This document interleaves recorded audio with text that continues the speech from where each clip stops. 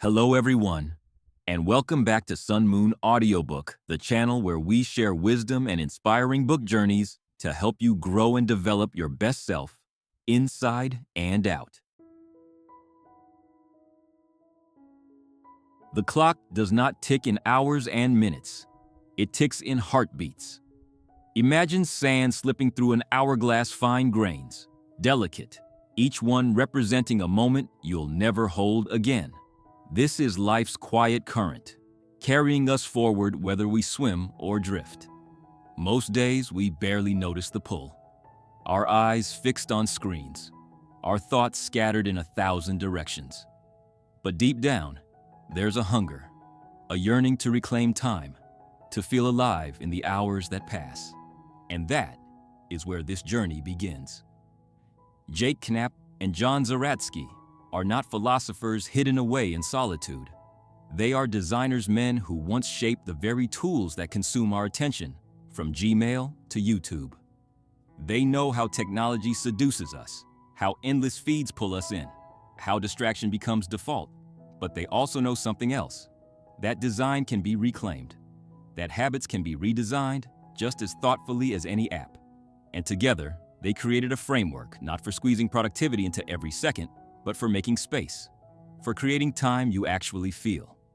The heartbeat of their message is simple yet radical. Time is not found, it is made. You don't stumble into meaningful hours. You carve them out intentionally every day. And so they invite us into their method, a living system shaped not by theory, but by experiments in their own imperfect lives. It is a book built like a compass, pointing not to more efficiency, but to more meaning. At the center of this compass lies the idea of the highlight. Every day you choose one thing, not 20, not 10, but one thing that will matter most. It might be a work project. It might be a conversation with your child. It might be taking a long walk. This highlight is not about urgency. It's not about what your inbox screams at you to do. It's about choosing with intention where you will shine your energy. And when you do this, something shifts. The day feels anchored, less like a blur, more like a story with a clear point. But here's the challenge. Life is noisy.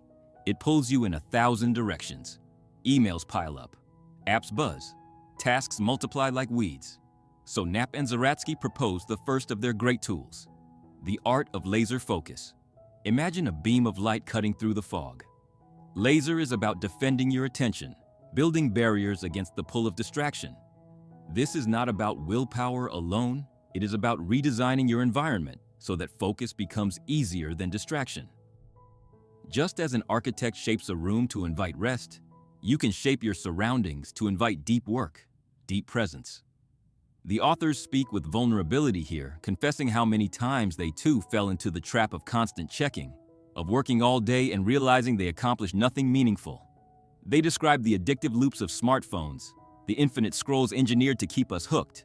And then they describe the small human countermeasures, turning off notifications, keeping the phone out of sight, working with pen and paper, blocking distracting websites. These are not punishments. They are gifts. Each barrier you create is like reclaiming a piece of yourself. And once the highlight is chosen and your attention protected, the question becomes, how do you have the energy to live it? This is where Energize comes in. Because focus without fuel burns out. The authors remind us of something ancient yet urgent. Our bodies are not machines. They are ecosystems. The way we move, eat, rest, and connect determines how alive our hours feel. Sleep becomes sacred, not optional. Exercise is not about vanity, but vitality. Even small bursts of movement can light up the brain. Food is reframed not as convenience, but as nourishment. And relationships, the laughter, the conversations, the shared meals become fuel too, because humans are wired to draw energy from one another. It is here that I pause personally to remember a season in my life when I thought productivity was everything. I worked longer and longer hours, always chasing the idea that finishing just one more task would bring peace. But instead I grew tired, brittle, and strangely hollow. It wasn't until I began walking outside each morning, phone left behind, that something shifted. My energy returned, not because I did more, but because I cared for the soil of my own life. Knapp and Zeratsky remind us again and again, you cannot make time if you have no energy to live it. And finally, the fourth compass point. Reflect, because no system works forever. Life changes, seasons shift, energy ebbs and flows. Reflection is the practice of stepping back, asking, what worked today? What didn't? What small tweak could make tomorrow better? Instead of rigid rules, this is a living feedback loop. You experiment, you adjust, you learn. Over time, your days take on a different shape, not perfect, not free of distraction, but intentional, meaningful, alive. Together, these four forces, highlight, laser, energize, reflect, form the cycle of make time. It is less a rigid plan than a rhythm, a daily practice of choosing what matters, defending it, fueling it, and learning from it. And each is broken down into dozens of tactics, practical steps you can try, discard, or keep. Like a toolbox, you take what fits your life. The beauty of this approach is its humility. It does not demand that you wake at 5 a.m. every day. It does not promise that your inbox will vanish forever. It simply invites you to be the author of your hours, rather than their hostage. And this invitation is revolutionary in a world that monetizes our attention, in a culture where busyness has become a badge.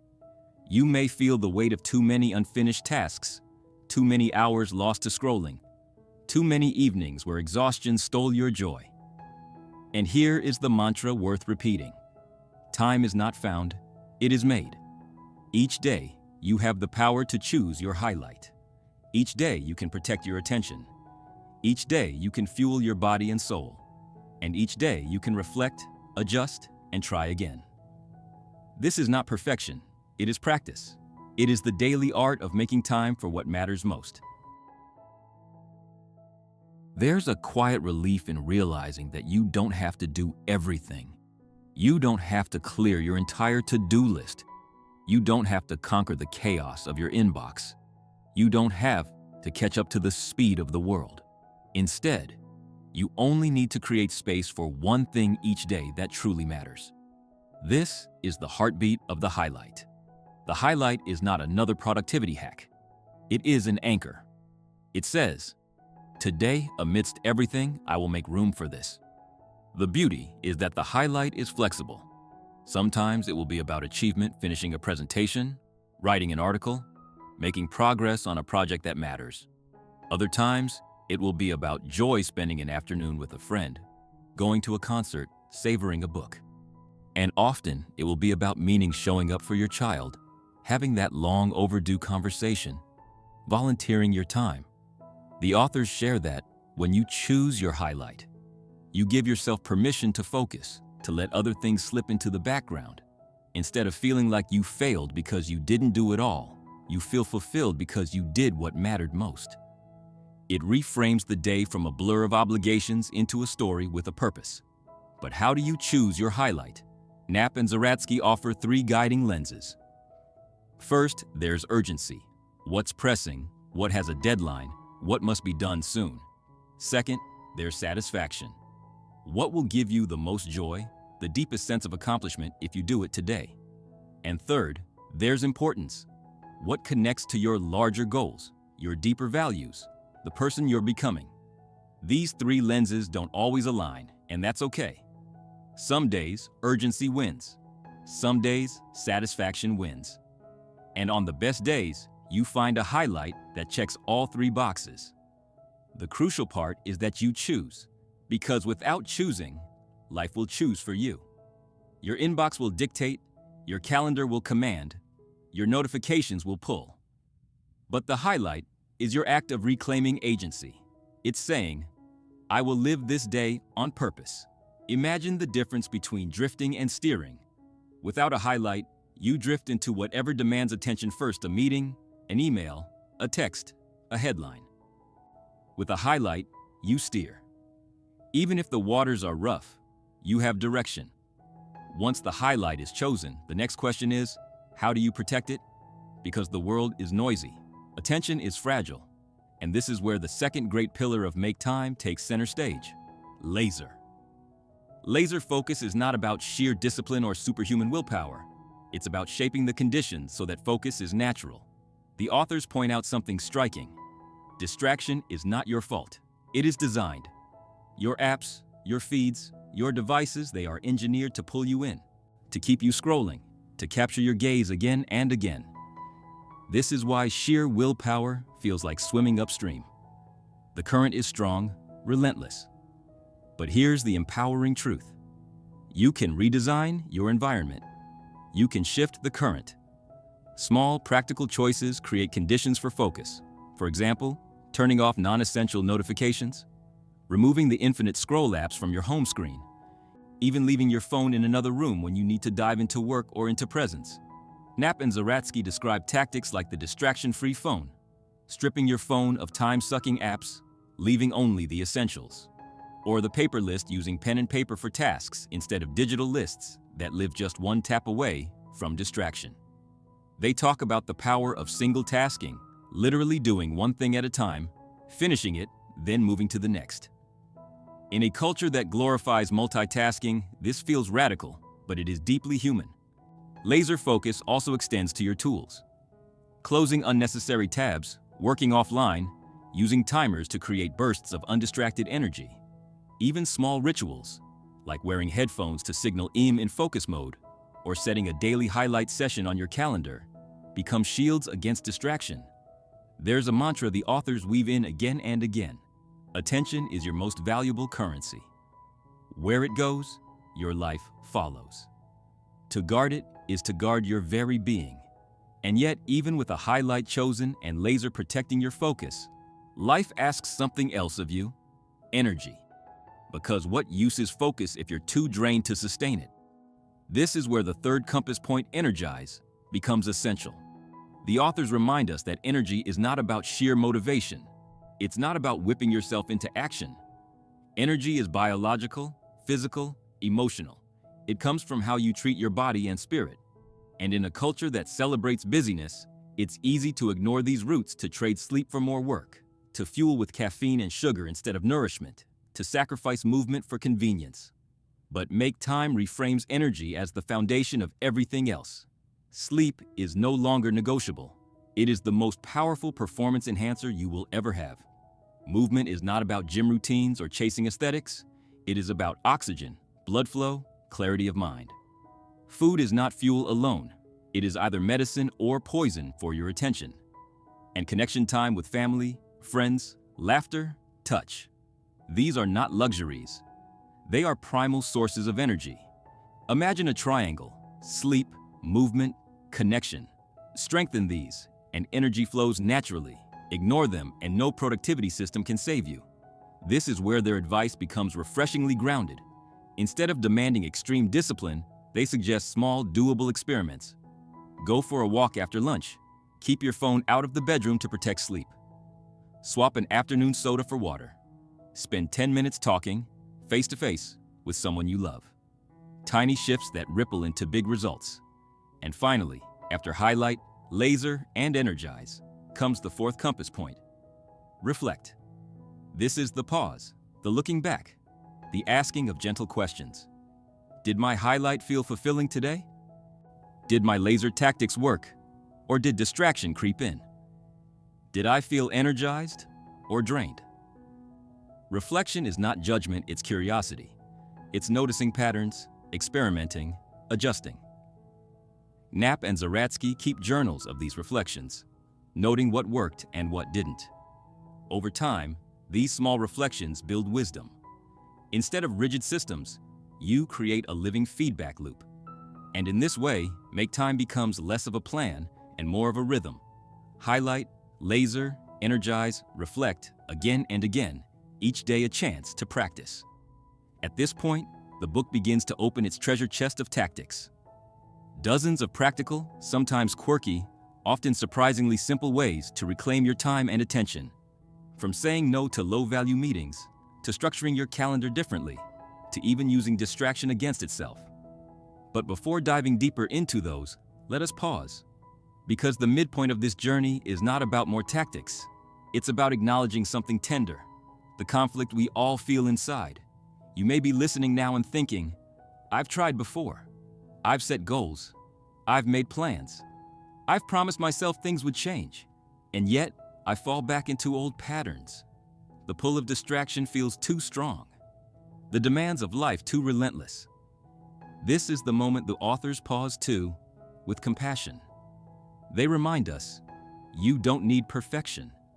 You need practice. Every day is a new experiment. Every attempt is a step forward. Even a small win one day where you protected your highlight, or went to bed earlier, or felt fully present with someone you love, is enough. The mantra returns. Time is not found, it is made. And making time is an act of courage, repeated daily. Now, we step into the most practical, lived-in part of this journey, the tactics.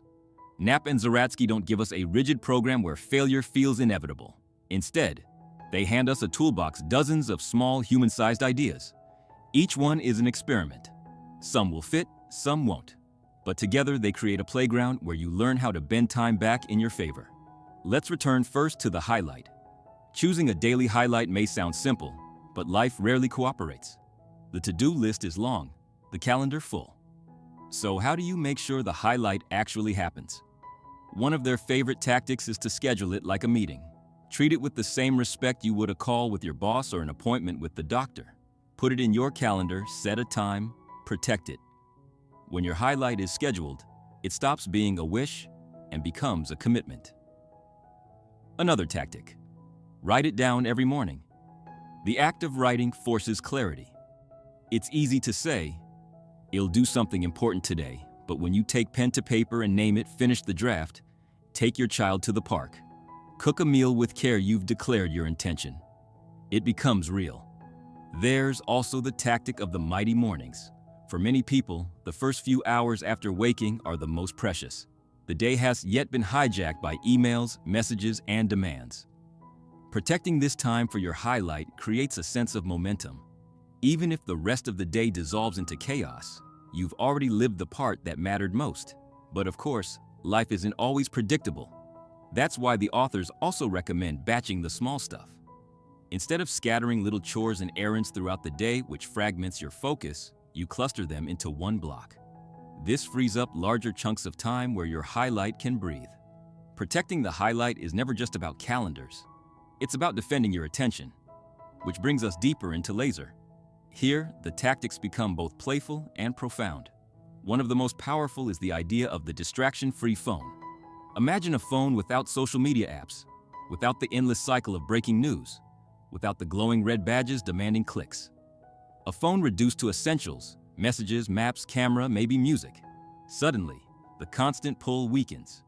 You regain the choice of when to engage, instead of being pulled in 100 times a day. Another tactic. Make technology less convenient. Move apps off your home screen. Log out of accounts. Delete bookmarks to distracting sites. Add a few seconds of friction, and you'll be amazed at how often the urge to check fades away.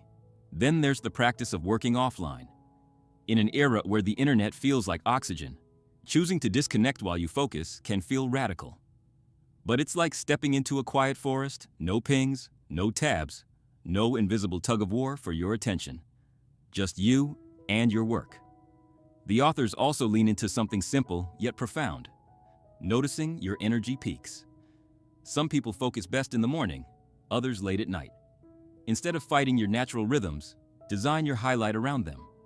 If you're sharpest at 10 a.m., protect that time. If you come alive after sunset, build around that.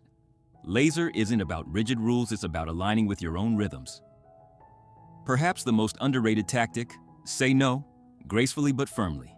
Every yes to a low-priority demand is a no to your highlight. The authors encourage us to practice small no's, skipping optional meetings, declining distractions, even politely refusing favors when they compromise your energy.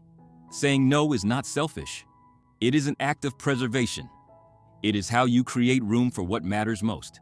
But all this focus requires fuel. And that leads us once again into Energize, where the tactics turn toward the body, the mind, the spirit. The first, Most obvious, yet most often neglected, sleep. Treat it as sacred. Guard your evenings. Create rituals that signal to your body that it's time to rest. Dim lights, no screens in bed, maybe a few minutes of reading or journaling. The authors are blunt. Almost nothing is worth trading for lost sleep. A well-rested mind is sharper, kinder, and more resilient. Then, move more, but simply. This doesn't mean hours at the gym. It could be as simple as walking around the block, taking the stairs, stretching between calls. Small movements ripple into clarity, energy, and mood. Food, too, becomes part of this cycle. The authors aren't prescribing a diet, but they remind us what you eat either sustains your attention or sabotages it. Meals full of processed sugar and heavy starches leave you sluggish. Real food, simple food, keeps you alive in your work and presence. Even hydration, the simple act of drinking more water, is energy. And then there's the soul fuel, connection. Laughter with friends, deep conversations, moments of intimacy. These are not breaks from productivity, they are what life is for. And they refill the tank like nothing else. The authors even highlight the importance of saying no to energy vampire situations, relationships, or habits that drain more than they give. Protecting your energy is not just about adding good, it's about removing what exhausts. Finally, we return to reflect. Here, the tactics are gentle, reflective pauses. The authors suggest keeping a notebook where you jot quick notes at the end of each day. What was my highlight? Did I make time for it? How did I feel? What worked? What didn't? These small notes become a map of progress. Another reflection tactic is the weekly review. Set aside a few minutes at the end of the week to look back. Were your highlights aligned with your values? Did your laser tactics succeed? Were you energized or drained? This weekly ritual helps you adjust course before you drift too far. Here's a beautiful truth. Reflection compounds. The more you notice, the more you learn. The more you adjust, the more your life begins to shape itself around what matters. It's like steering a boat. Small adjustments, day after day, eventually change the entire direction of the voyage. As these tactics accumulate, something deeper emerges. Not just productivity, but presence. You find yourself less at the mercy of demands, more alive in your choices. Instead of living by default, you live by design. Yet, let's be honest, this practice is not easy. Some days you'll slip back into distraction. Some weeks, your highlight will get buried. That is human. That is normal. What matters is that you return, again and again, to the mantra. Time is not found, it is made. The authors don't ask us to be perfect. They ask us to experiment, to play, to see each day as a fresh chance to create time for what matters most.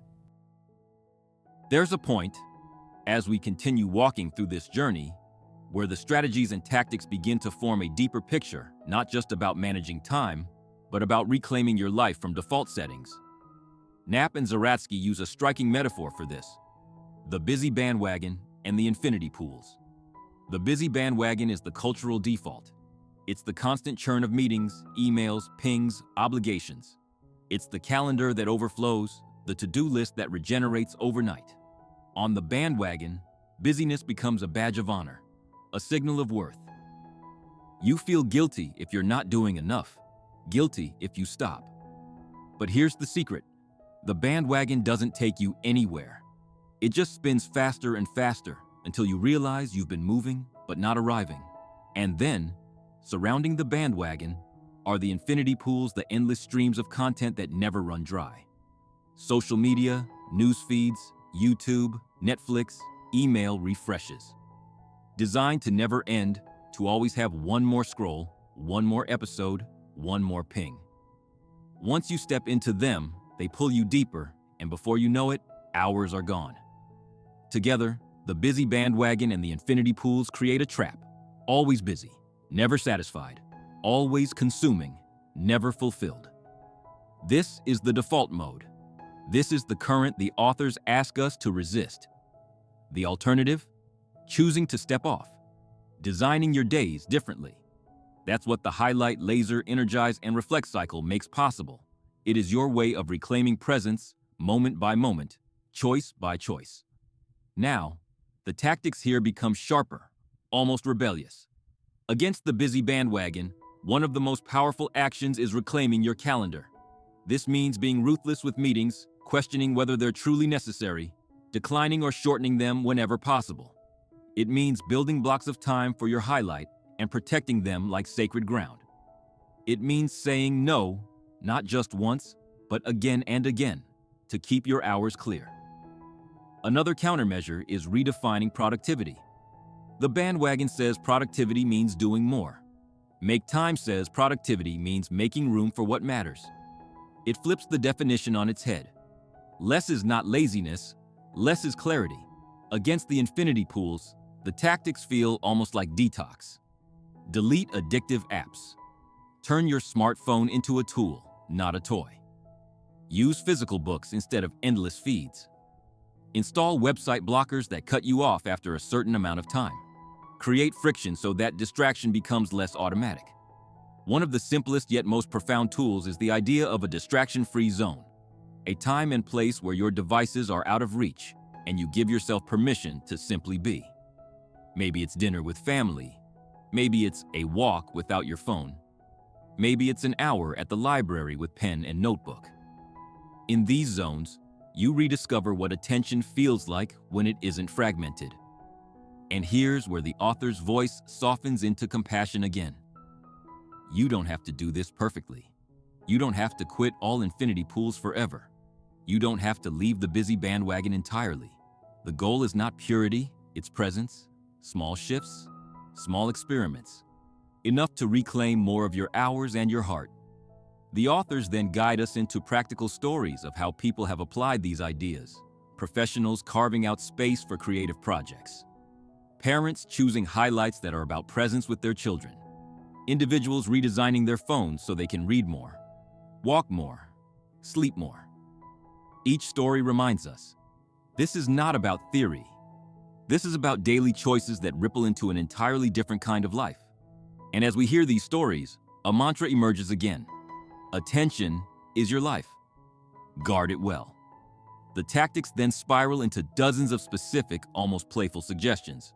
For example, skip the morning email check. Protect your freshest hours for your highlight, not for reacting to others. Set a daily shutdown ritual. At a certain hour, close the laptop, put the phone away, and declare the day done. This boundary guards your energy. Use a daily highlight buddy. Share your highlight with a friend or partner each morning, then check in at night. The shared accountability deepens the practice. Make waiting time sacred. Instead of pulling out your phone while standing in line, notice your breath. Observe people. Let your mind wander. These micro moments replenish energy instead of draining it. There's even a sense of humor in some tactics. Replacing TV with board games. Swapping social media scrolling for doodling or journaling. The point is not that every tactic works for everyone. The point is experimentation. Try, notice, adjust. This brings us back again to reflect. Reflection is what keeps Make Time alive. Without it, the system becomes rigid, another checklist. With it, the system breathes.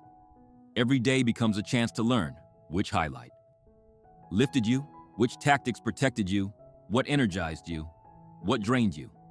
Reflection transforms this from a program into a practice. And right here, let's pause for a moment of honesty, because as much as these tactics sound inspiring, there's a quiet fear many listeners may hold. The fear of slipping back. The fear that distraction is too strong, that the bandwagon is too loud, that the infinity pools are too alluring. So here is the compassionate reminder from the authors, and from me as I speak these words. Slipping back is not failure. It is part of the rhythm. You return, again and again, to the choice of highlight, to the shield of laser, to the gift of energize, to the mirror of reflect. Every return strengthens you. Every return makes you more aware. Every return is progress. This is the turning point of the book, the moment where you realize this is not just a collection of tips. It is a philosophy of living. A gentle rebellion against a culture that would consume every moment of your attention. A practice of choosing presence, joy, meaning. And as this realization settles in, the book begins to close with a question. How do you keep this alive?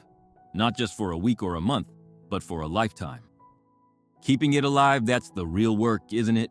Anyone can try a tactic for a day, or a week, or maybe a month. But the true transformation comes when this way of living becomes woven into the fabric of who you are. Knapp and Zeratsky knew this when they wrote Make Time. They didn't want to hand you another fleeting productivity system that collapses after the first wave of stress. They wanted to give you something resilient, adaptable, something that bends with the seasons of your life instead of breaking. The secret, they say, is to treat this as practice, not a one-time fix, not a permanent cure. Practice. Each day you wake up and begin again. Each day you choose a highlight. Each day you defend your focus. Each day you fuel your energy. Each day you reflect. And then you repeat. The repetition is not failure. It is life. Think of it like exercise or meditation, or even like learning an instrument. You don't expect to master it once and be done forever. You show up day after day, imperfectly, and slowly the rhythm becomes part of you. That's how Make Time works. Not by perfection, but by persistence. The authors invite you to imagine your life as a canvas. Every highlight is a bold brushstroke. Every moment of laser focus, a clean line cutting through distraction. Every act of energizing, a vibrant color filling the picture. Every reflection, a pause to step back and see what's taking shape. Over time, the canvas is no longer random scribbles. It is a picture of a life lived with intention. They remind us again of the busy bandwagon and infinity pools, those cultural defaults that will always try to pull you back. They are not enemies to be destroyed once and for all. They are waves that will always return. The practice of Make Time is about noticing the tide and choosing again and again to step onto firmer ground. Something tender arises, permission to let go of guilt. Too often, when we talk about time, we talk about it with shame. Oja, I wasted it. I should have done more. I'm always behind. The authors push against this. Make Time is not about guilt. It's about grace. It's about small daily choices that stack up into a different kind of life. There's a mantra here worth holding close. Less busyness, more meaning. Say it again softly. Less busyness, more meaning. That's the pulse beneath every tactic, every story, every reflection in this book. They leave us not with rigid rules, but with an invitation to continue experimenting. Try new tactics. Keep the ones that work, toss the ones that don't. Let the practice evolve with you. Maybe your highlights will shift as your seasons of life change. Maybe your Energize rituals will grow deeper as you age. Maybe your reflect practices will move from quick notes to longer journals. That's the beauty of it. It grows with you. The authors also remind us of something simple yet profound. Share the practice. When you talk with others about your highlight, when you swap tactics with friends, when you create distraction-free dinners with family, you amplify the power. Make Time is not just personal, it can be cultural, communal. Imagine teams, households, even communities choosing presence together. And then, as the book nears its end, the voice turns almost poetic again. They remind us that our lives are not made of years, but of days. And each day is made of hours, each hour of moments. To reclaim even one moment, to fully live one highlight, to fully give your attention, to fully feel your energy, that is victory. That is life, breaking through the blur. You, listening right now, may feel that tug in your heart, the longing to live differently, the hope that maybe it is possible to feel less scattered, more alive. And it is. Not because you will master every tactic, not because you will become perfectly disciplined, but because you have the power, right now, to choose one highlight, to defend 1 hour, to breathe deeply once more, to notice your life unfolding. And so, the book closes the way it began, with compassion, with courage, with clarity. It is not about doing more. It is about being more present. It is not about finding time. It is about making time. So here we stand, At the end of this journey, the invitation is clear. Start today. Not with a grand plan, not with a perfect system, but with one small act. Choose your highlight. Create a little space for it. Let that be your act of rebellion against the busy bandwagon, your gesture of freedom against the infinity pools. Let that be your way of making time. And as you carry this forward, remember the metaphor that echoes through the final pages. A sunrise. Every day the sun rises, whether or not you notice. Every day, life offers you hours, whether or not you claim them. But when you do notice, when you do claim them, the sunrise is breathtaking. The day is yours. The moment is alive. This is the challenge, the hope, the invitation to make time, to live on purpose, to create a life you can look back on and say, I was here. I was alive. If these words stirred something in you, I invite you to let them ripple outward. Like a stone dropped into water, your actions create waves. Share this with someone who needs it. Like, comment, subscribe not just as clicks, but as a way of saying, I want more of this in my life, and I want others to have it too. And most of all, carry the practice forward, because time is not found, time is made.